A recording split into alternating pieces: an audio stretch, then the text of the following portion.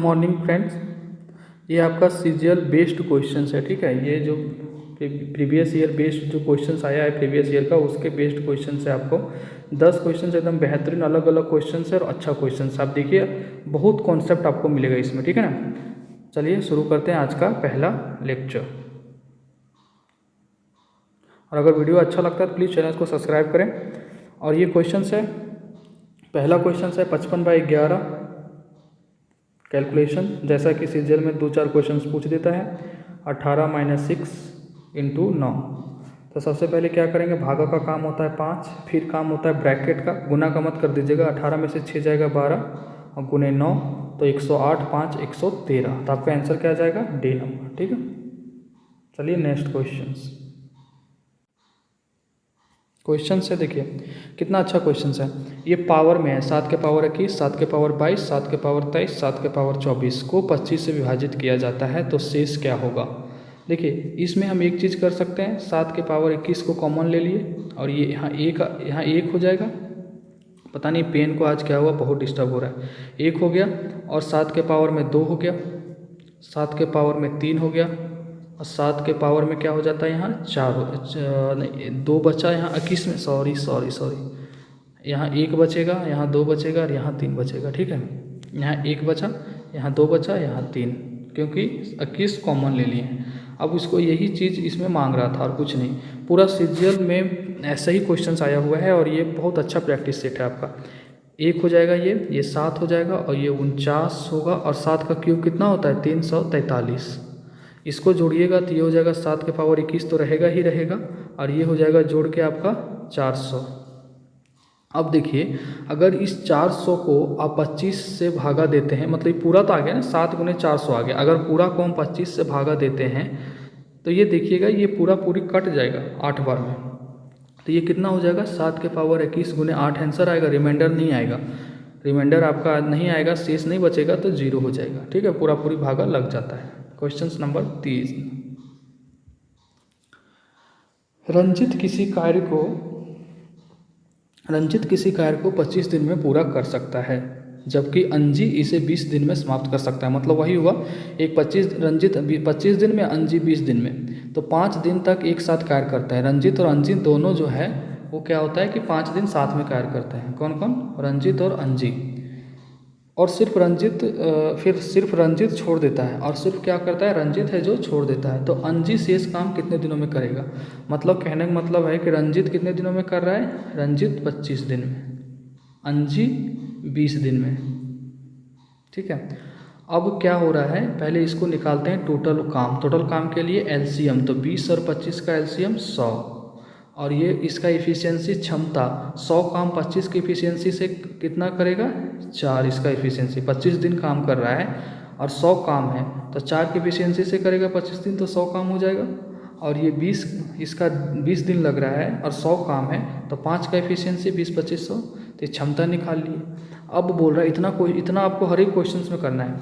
5 दिन तक एक साथ कार्य करते हैं। अगर रंजित और अंजी 5 दिन तक काम करेंगे साथ में तो 5 दिन करेंगे और कितने इफिशियंसी से करेंगे, रंजित का इफिशियंसी 4 है और अंजी का इफिशियंसी 5 है, यानी टोटल 9 इफिशियंसी से 5 दिन काम करेंगे। कितना काम कर दिए, 45 काम ये दोनों मिल के 5 दिन, कितने दिन में, 5 दिन में कर लिए। 5 दिन में इतना काम हो गया, 45 काम रंजित और अंजी। तो 45 यहाँ घटा दीजिए, बचा कितना काम, 55। इस 55 काम को, अंजी शेष काम को ख़त्म करने में कितने दिन लगेगा।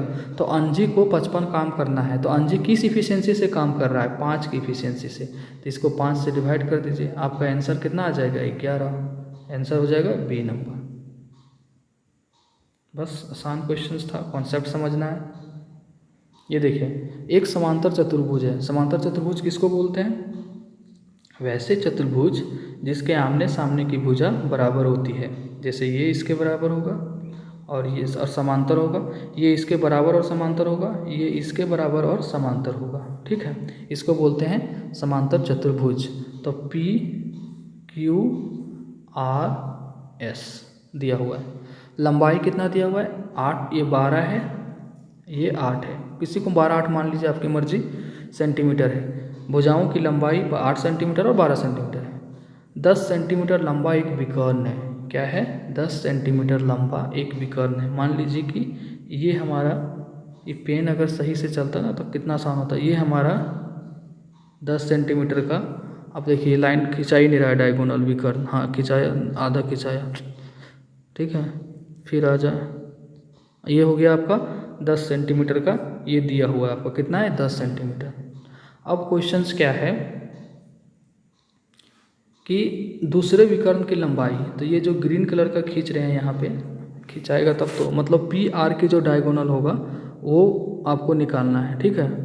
पी आर का यहाँ पे खींच रहे हैं, ठीक है, ये खिंचा गया। चलिए, पी आर का आपका डायगोनल निकालना है। तो इसका एक रिलेशन याद रखना है आपको समांतर चतुर्भुज के। ऐसा जब क्वेश्चंस आ जाए तो क्या करना है, ठीक है, तब क्या करना है। तो ऐसा इसका रिलेशन क्या होता है, लिख लीजिए पहले formula, d1 square d2 square is equal to 2 into a square plus b square.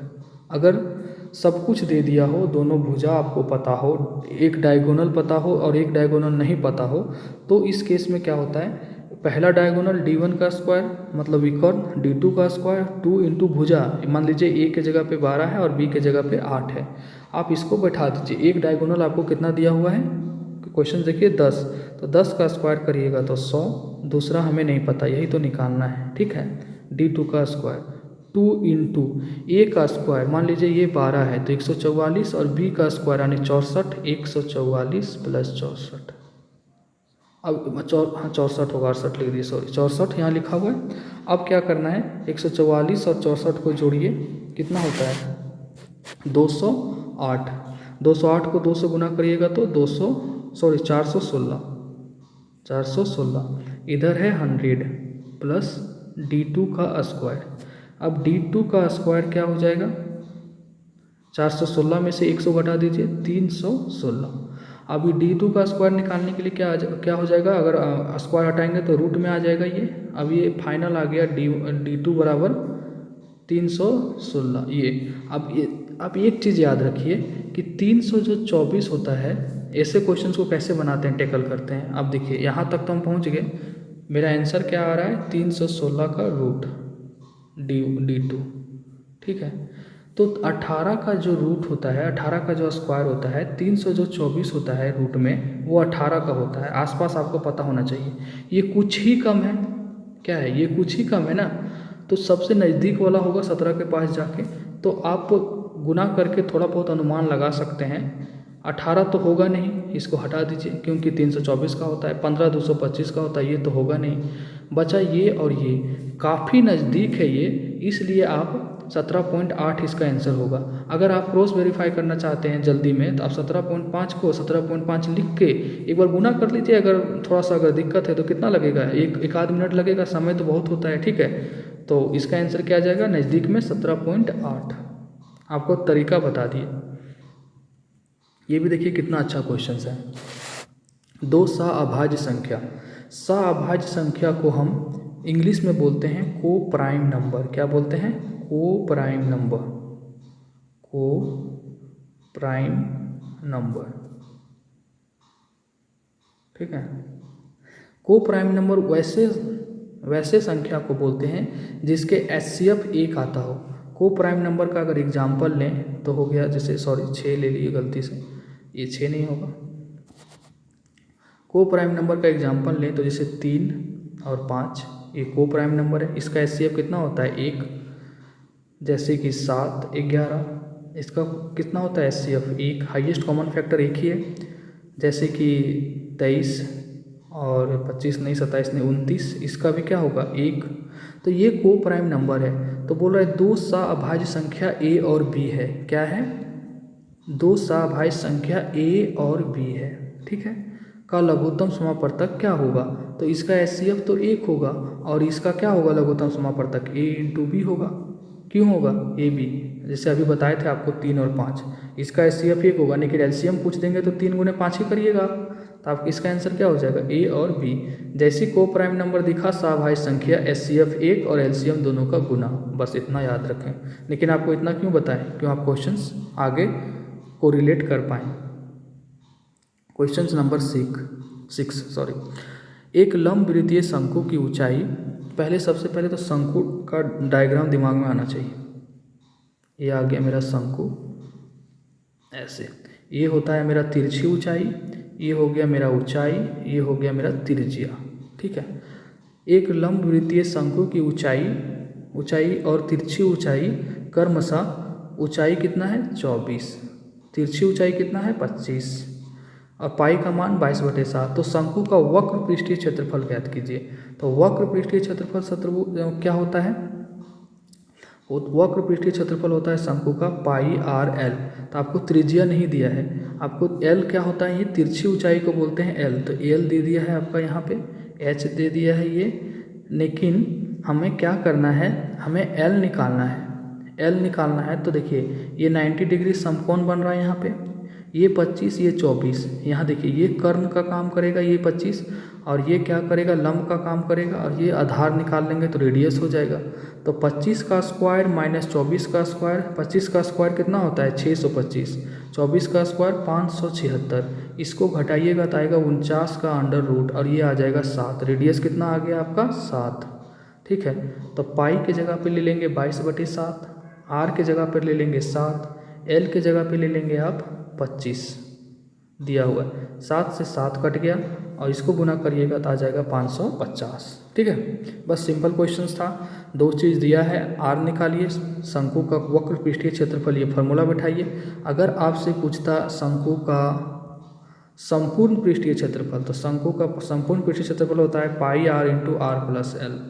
अगर पूछता शंकु का वॉल्यूम आयतन, तो होता है 1/3 पाई आर स्क्वायर एच। ठीक है, इसी तरह बेलन का होता है, गोला का होता है, अर्धगोला का होता है, छिन्नक का होता है। ठीक है, चलिए नेक्स्ट क्वेश्चन। पानी के एक टैंक को 3 पाइपों XYZ के माध्यम से 5 घंटे में भरा जाता है। 3 पाइप है XYZ, जैसे आपके घर में मान लीजिए कि 3 पाइप लगा हुआ है, टंकी में पानी जा रहा है, तो XYZ पाइप है, 5 घंटे में आपका टंकी भर जाता है। पाइप Z पाइप Y से 3 गुना तेज है। ठीक है, पाइप Z जो है Y से 3 गुना तेज है, ये रिलेशन दिया हुआ है। और पाइप Y पाइप X से 2 गुना तेज है। पानी के टैंक को पाइप X अकेले भरने में कितना समय लेगा। तो सबसे पहले देखिए यहाँ लिखा हुआ है कि X Y और Z कितना समय लेता है 5 घंटा भरने में, तीनों मिलके। यहाँ लिखा हुआ है X Y Z, जहाँ लिखा हुआ है ना गुना है इतना, इससे इसका गुना है, तो वो क्षमता होकर बात करता है। ठीक है, तो पाइप Z जो है वो पाइप Y से कितना गुना तेज है 3 गुना। तो मान लेते हैं कि पाइप Z जो है मेरा कितना है, वो 1 है, कितना है 1 है। ठीक है, पाइप Z जो हमारा है वो कितना है, ऐसे मान लेते हैं ना कि पाइप Y जो है 1 है, यही ना है कि पाइप Z जो है पाइप Y से 3 गुना तेज है। तो Y 1 मान लिए और Z 3 गुना तेज है किससे, 1 से, तो ये 3 हो गया। कितना हो गया 3। अब देखिए, और पाइप Y जो है X से 2 गुना तेज है, तो मान लेते हैं कि X 1 है। ठीक है, X 1 है, तो पाइप कितना, ये कितना हो जाएगा 2। यार ये पेन का क्या करें, ये हो जाएगा कितना 2।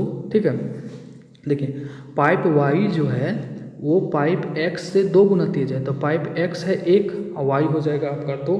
अब इसको कैलकुलेट करने के लिए जो इस रो को देखिए आप, इस रो में देखिए इस लाइन में कि 1 यहाँ है तो इसके बगल में 1 पड़ेगा। इस रो में देखिएगा आप, तो यहाँ देखिए इस रो में यहाँ 2 है तो इसके बगल में 2 पड़ेगा।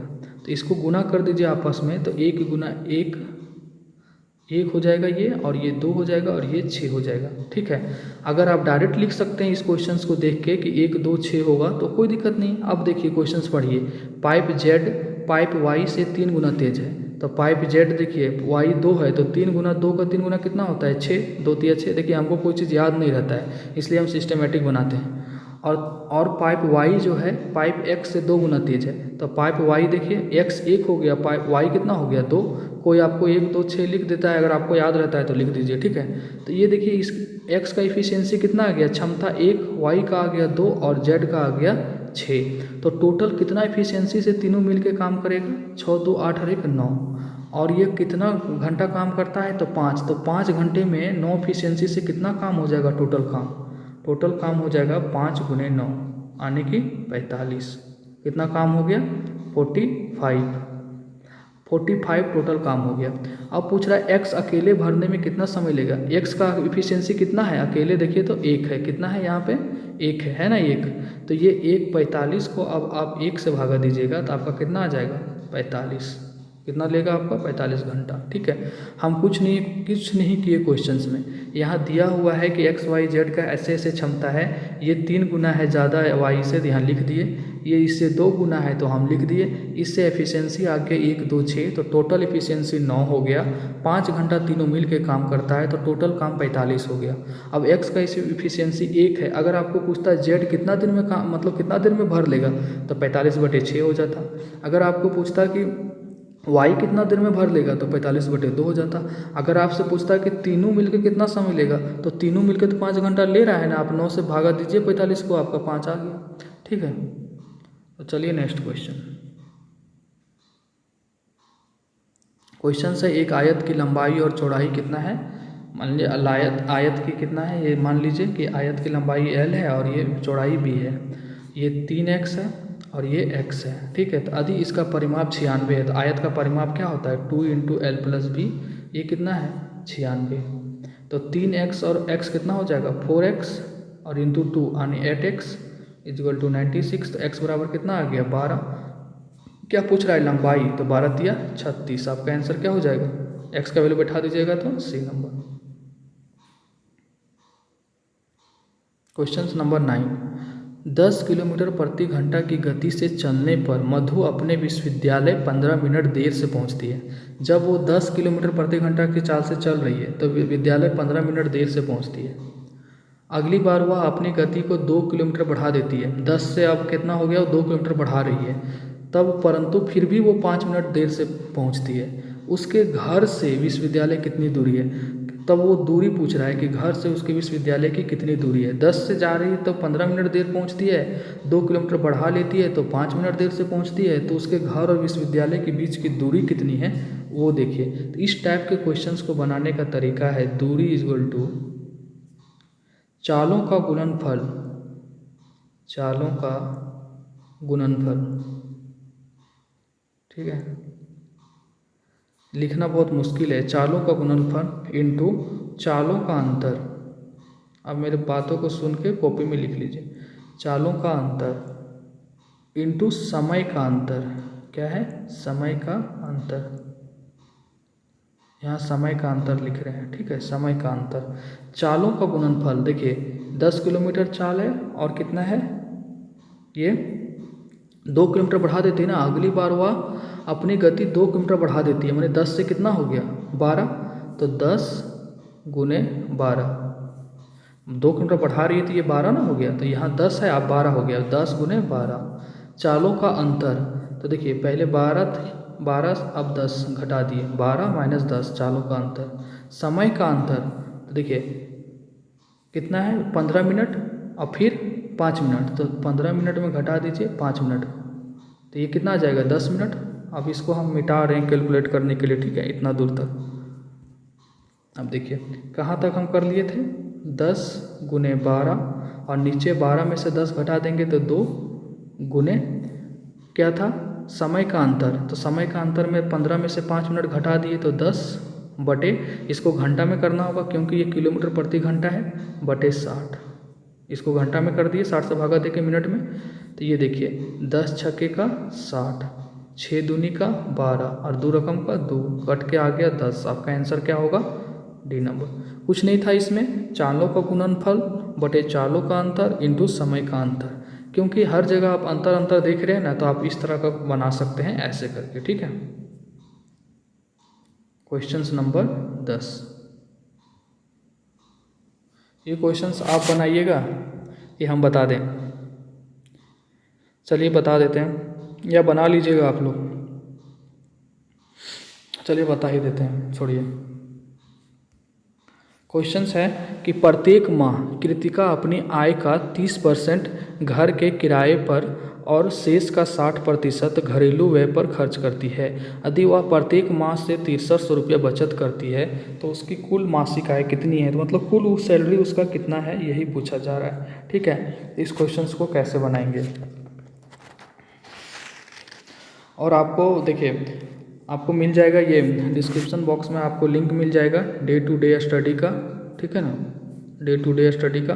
और प्लीज़ वहाँ जाके आप देखिएगा रीजनिंग का आपका सेट वहाँ पे कर दिए हैं, डाल दिए हैं। ठीक है, तीसरा सेट है आपका, इसके पहले 2 कर दिए हैं, CGL का ही है और बहुत हेल्पफुल है और बहुत लोगों ने देख रहा है। तो प्लीज़ यार वहाँ जाके देखिए और अगर अच्छा लगता है तो प्लीज़ सब्सक्राइब करें और सपोर्ट करें। ठीक है, तो आपको लिंक मिल जाएगा नीचे डिस्क्रिप्शन बॉक्स में।